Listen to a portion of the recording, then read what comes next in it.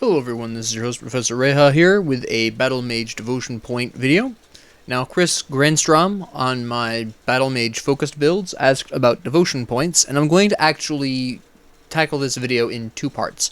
First off, I'm going to talk about the constellations for broad builds as discussed in the class examination. Basically, I'm going to be talking about the constellations you're going to want to be looking at based on what exclusive skills you're really going for.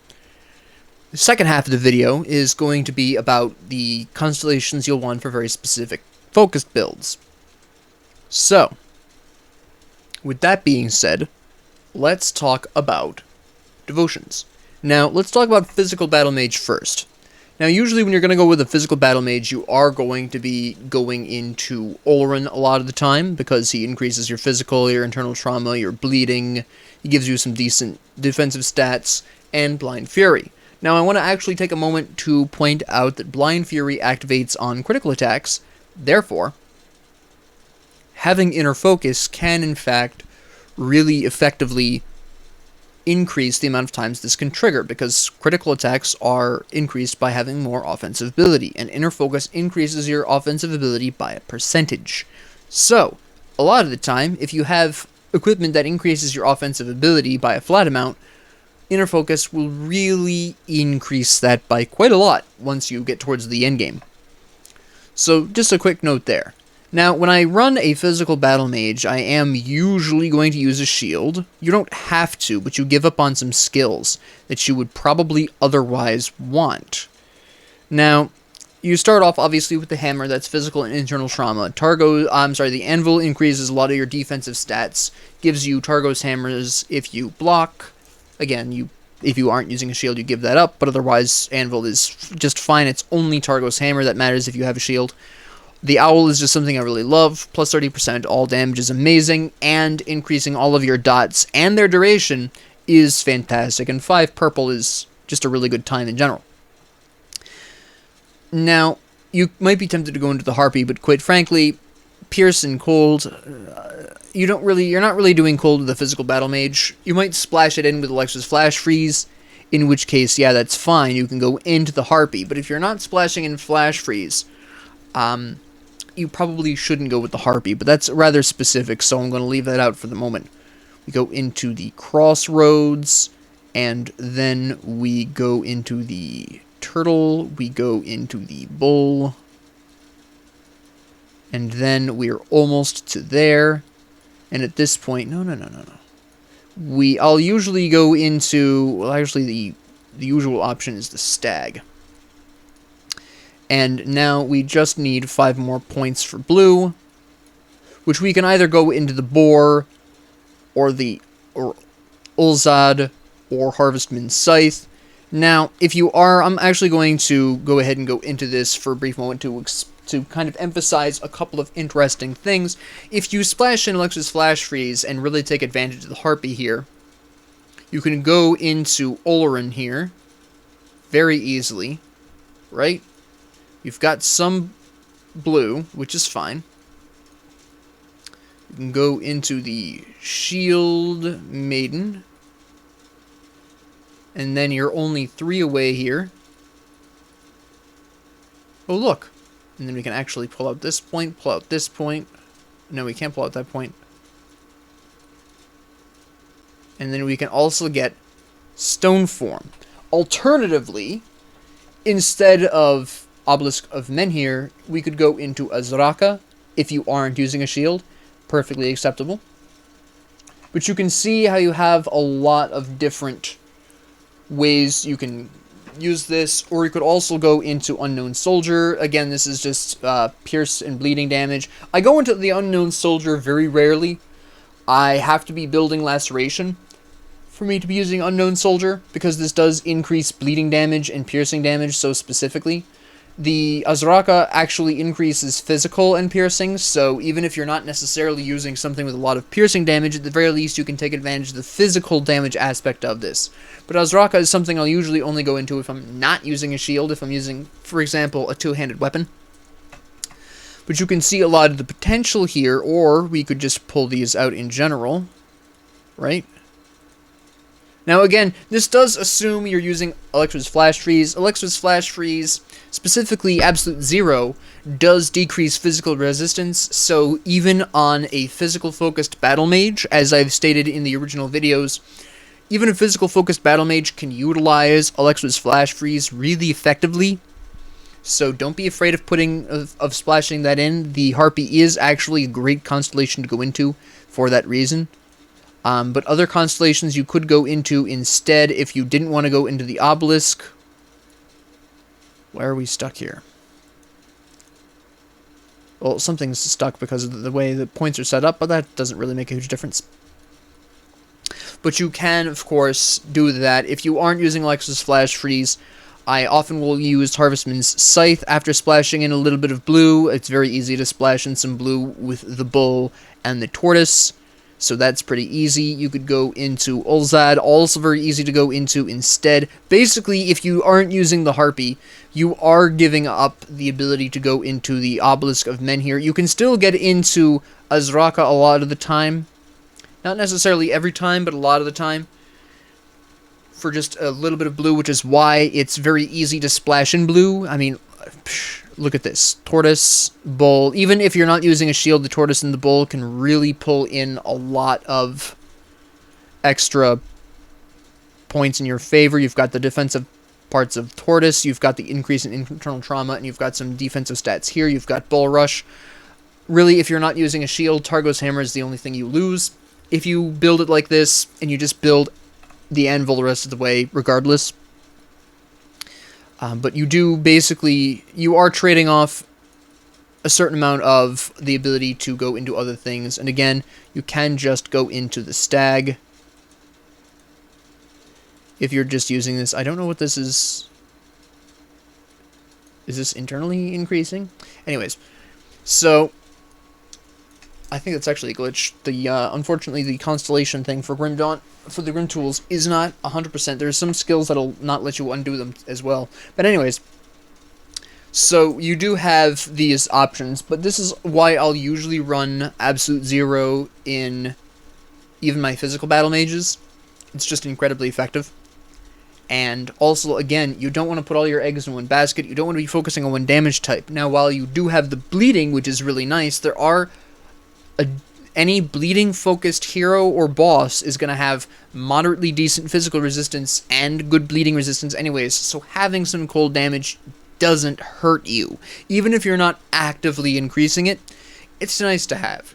So you can absolutely run the physical battle mage with a shield going into Obelisk of Menhir, without a shield going into Azraka, or if you're using Laceration and you're using a ranged weapon, and Unknown Soldier is a nice second constellation you can go into as well, but that's usually how I will approach physical battle mages. Now keep in mind, this is also a lot of what I do for Menhir's Bulwark. I will just switch it up to go into Obelisk of Menhir first, and then from there decide, am I going to go into Azraka, am I going to go into Oloran, whatever. But if I'm going to be going into Menhir of Bulwark, I will use the similar build. In fact, often I'll use the same devotion point spread. But what about non-physical battle mages? What do we do for them? Well, it's glorious, let me tell you. First off, we're going to start with green. We're going to go right into Scholar's Lights, and we are going to go into the Quill. Then we are going to grab the Owl. And at this particular point, we have a couple of different options, because what we want to do with the Aether and or Elemental Battle Mage, we want to get both the Blind Sage and Atakseru, because we can actually very easily get both. You'll notice they both use the same colors, just in different proportions, which is very easy to replicate. Now we already have 8 out of the 16 purple we need, which is fantastic. Now, where we want to go from here is a bit specific. I am usually going to go into the Harpy. Once again, we are looking for the cold damage there. We've got 13, we need 16. Now, we have a couple of different options. A lot of people will be tempted to go into Rowan's Crown, but this only gives you one of each point, and frankly, that's 5 points for one of each color, not really something I like doing. I also don't really like going into the Toad because the stat increase is just somewhat lackluster, and we also aren't doing vitality damage, so that's kind of a waste there. I will often go into the Crab, though, and to go into the Crab, it is just a brief splash into yellow, where we get the Dryad, which is nice anyways, because it gives us Dryad's Blessing, which is a beautiful thing to have, and then we go into the Crab. Now, normally, physical and internal trauma damage, on the surface, we aren't doing that, but we are a battle mage, we have access to that, and you really shouldn't be hyper-focusing on elemental and aether damage. Remember, the ethereal faction basically will laugh at you if you focus on elemental and or ethereal damage. So having the Crab increase your physical and internal trauma damage not only serves as a nice reminder that you really shouldn't be focusing 100% on elemental and aether damage, you should be splashing in something out of Soldier that does physical and internal trauma damage, but this will also boost that. And you also have the really excellent Arcane Barrier, which is absolutely fantastic for the very enemies that you're going to have the most trouble with, which are Ethereals, and also the Chthonics as well to some extent. So it's just a really nice thing to have here. And now we have our purple that we need. Now we just need the green. And often I will just go into the Spider for its absolutely amazing stat increases. We can already go into Atakseru. We just go right into there. And then we still have 17 points left to play with to get to the 18. Now, personally, I usually just go into the Crow, which gives you some okay stat increases, and just go right into the Blind Sage. This is fine. And then we can theoretically go into the Magi here, right? And just get all these points. We pull out the Crossroads, and we go into Fisher. Right? Now, you don't necessarily have to do all of this if you consider all things. This is just a nice to have. You could go into Auclane's Lantern instead if you happen to have a Dagger, Scepter, or Caster offhand. It depends on specifically what your equipment build is going to look like. But you could go into this instead of the Magi if you really want to. I just find that I'm not always using this. Because, you know, Magi doesn't care what you're equipped with, it's just increasing your fire damage, which is a little important because, in all likelihood, you are probably using either Star Pact, which, hey, look, Harpy increases cold damage, or you're using Reckless Power. Hey, look, fire damage, which stacks on top of the fire damage increase from Reckless Power. And even if you're going into Reckless Power, you can still utilize at least some cold damage through Electra's Flash Freeze, which decreases the enemy's fire resistance, which you really want. Or, if you're going with Star Pact, maybe you want to splash in a little bit of fire damage to take better advantage of the fire resistance drop that Electra's Flash Freeze provides. And of course, if you go into Absolute Zero, you can utilize that single soldier ability that you're utilizing here for a bit of a damage splash for physical and internal trauma. Electra's Flash Freeze will help. So as you can see, once again, Electra's Flash Freeze for the Battle Mage is one of my favorite abilities to use. I adore Electra's Flash Freeze in Battle Mage. It is so utility, it's ridiculous. But these are all general looks at the Battle Mage. If you're going with either of the Arcanist exclusives, you're using Blind Sage and Atakseru. If you're using either of the exclusives from the Soldier, you're going with Olorin and probably Obelisk of Menhir or Azraka, right? Fairly understandable. So there's a pairing up for both of these. Fantastic. What about the sets? Well, the Markovian's set, you've probably figured out, is going to be using the Obelisk of Menhir Olorin combination. It does physical damage, it's focused on physical damage, it's focused on internal trauma damage. It has a shield in the set, so you're going to be using a shield. It just makes sense.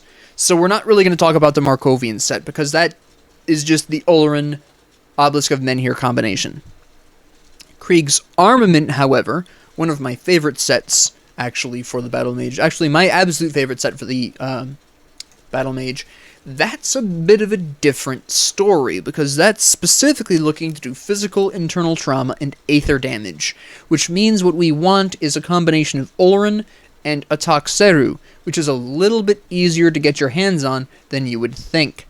Now, we're going to immediately pop into purple, we're going to go into the falcon, we are going to go into the hammer, we are going to go into the owl. Alright, we're going to pop those right away, right in there, and we're going to go into the harpy as well. Because, again, the Krieg set does aether damage, but there's often a lot of elemental damage inherent in that as well, so we just want that for that glorious, delicious everything. So now, what we want to do is go into Quill.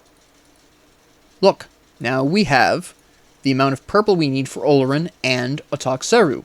We're actually, at this point, if this would just cooperate with me, pull out the crossroads, and we are going to go into Scholar's Light for more elemental damage, which never hurt anyone. Now, we are getting much closer to Ataxeru here. I will usually go into the spider. Come here.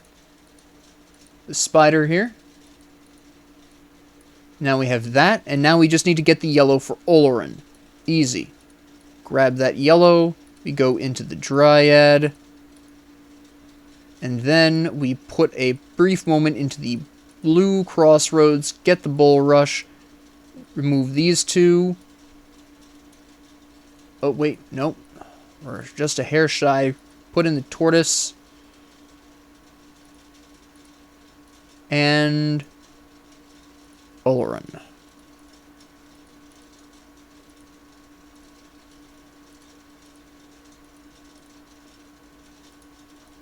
Now, you'll notice that we didn't get this last point over here. This is okay. We get the rest of this benefit. We get the arcane currents. Now, if you are primarily concerned about this, if you really want that last point, there is another option. We can make this work by dropping the spider and going into the crow. Now, the reason why I don't usually do this is because the crow's stat boosts are not quite as useful as the spider's. You have here a flat spirit increase, percentage offensive ability increase, which is really nice, flat offensive ability increase, and energy generation, and offensive ability increase here. Whereas the spider gives you flat offensive ability, flat defensive ability, and attack speed, plus 3% cunning, plus 3% spirit, and flat cunning and spirit increases. So I generally just really like the increases here, but I will definitely say that this is a pretty huge attack bonus, so this is really down to whether or not you want to really focus on the Blind Fury, or you want the Aether Damager, because the Spider is a little bit better for Blind Fury, generally speaking, because Cunning, of course, increases offensive ability. Anyways, this is how I will, one of these two ways, it depends, is how I will run the devotion points for Krieg's armament, and this is another reason why Krieg's set is my favorite. In my opinion, Krieg's armament perfectly personifies the Battlemage because it enhances all of the damage types that you have access to in the class. Aether damage, elemental damage, physical damage, internal trauma damage, bleeding damage, even if you want to go into laceration. It's fantastic. I love Krieg's armament. It's the way to go about the Battlemage. Now, of course, throughout this video, I've been going into my specific pathways for specific constellations. These are not the only ways. There are other ways of approaching these. Feel free to experiment. These are just generally how I approach these, and I've gone through a couple of deviations that I've gone through in my own experience as well. But feel free to experiment. Maybe you'll find a more efficient pathway than I ever have, or that anyone else ever has. These change occasionally with major updates. But that's how I play the Krieg's armament set. But I'm not done with this video yet. I had to punch my mic for a second there. There's actually one other very interesting little build we can run here. This is my least favorite set to use, Iskandra's Unification, which is the Fire and Elemental one. Now, I didn't talk about this a whole lot in the focused builds because, first off, the Invoker's Will is better at this than, for the Battlemage at least, than the Iskandra's Unification is. So, there is that first off. Second off, converting Trozan's Sky Shard into fire damage isn't that big of a deal for your build, but for your devotion points, it can be. So let's talk about it. Now, if we're going to be going into, actually, we're going to approach this way first. If you're going to want to use the Iskandra's Unification set with the Battlemage, you are going to want a combination of Ulzwin's Torch and Blind Sage. You can get both of these. This uses green and purple. This uses, cooperate with me here, red and green. We just got our green, nice and quickly. Beautiful. Now we go into the green. We are going to go into Scholar's Light, of course. We're going to go into the Quill. That's fantastic. Now we are going to grab the Owl. Right? Almost there. And then what we can do is, we have a couple of different options. This would be nice, but that's a huge sort of out of the way thing to do. 6 blue, 3 yellow, what the heck. We're going to be doing elemental damage anyways, so it's just often better to go into the Harpy. So we get our purple. Yay. Now I just need the green. Now we have a couple of options here, but Spider first. Actually, this should be done. We don't quite have the green yet. Now at this point, we're very close. I usually will just go into the Raven once again. Nice and cheap. Put it into the Blind Sage here. And go for Ulzwin's Torch. Ta-da! And of course, if you want, you can go into the Magi after the fact. Get some nice fire damage increases here. And actually you can pull this out and actually put the last point here into the Magi to complete it. And this is how you would run. Hold on, we need to zoom out a little bit more. This is how you would run the Iskandra's Unification. Now, Iskandra's Unification focuses heavily on fire damage and somewhat on elemental damage in general. So, Ulzwin's Torch, large amounts of fire damage. Blind Sage, increases elemental damage. Pretty good stat boosts across the board. But this is generally how you're going to approach that devotion point setup for Iskandra's Unification if you should choose to use Iskandra's Unification with the Battlemage. Now, this actually winds up being a common devotion point spread for Iskandra's Unification, regardless of what you pair it with, because, as I stated in the original focused build video, the Iskandra's Unification is for Arcanist plus some other mastery that does fire damage very specifically. I'm talking potentially Inquisitor, although that does elemental damage broadly, so the Inquisitor doesn't necessarily need Iskandra's Unification any more than Soldier does. Demolitionist it's really good with. Oathkeeper. Fire-focused Occultist, which can be good, but it's a bit tough to build. But this is how I would approach Iskandra's Unification. Now, I don't play Iskandra's Unification on Battlemage very much. I've played it, I think, twice in the past. Before my my data got wiped at the beginning of the year, unfortunately. But I have played it twice with the Battlemage. It just doesn't make a huge difference. It's just not intended for the Battlemage. It's intended for other mastery combinations. But regardless, this, I don't know why I pronounced it that way. This is how I approach a lot of the devotions for the Battlemage. This covers most of them. I do need to mention that the Spell Scourge set, which I actually didn't include in the original focused build, it's in the description of the focused build video, that uses Oloran and Obelisk of Menhir as well, the famous Oloran Obelisk setup here, because that also focuses on physical damage as well. It specifically focuses on physical damage and converts Devastation, the Arcanist skill, into a physical ability rather than the Aether and Fire ability it originally was. But that also uses Oloran and Obelisk as well. I just thought I would mention that. I forgot to actually mention that at all. So, with that being said, thank you all very much for joining me. If you liked this, please like and subscribe. If you didn't, please ignore me. If you have any comments, questions, concerns, ideas, suggestions, what have you, requests, whatever, please leave them down in the comment section below. And have a great 24 hours.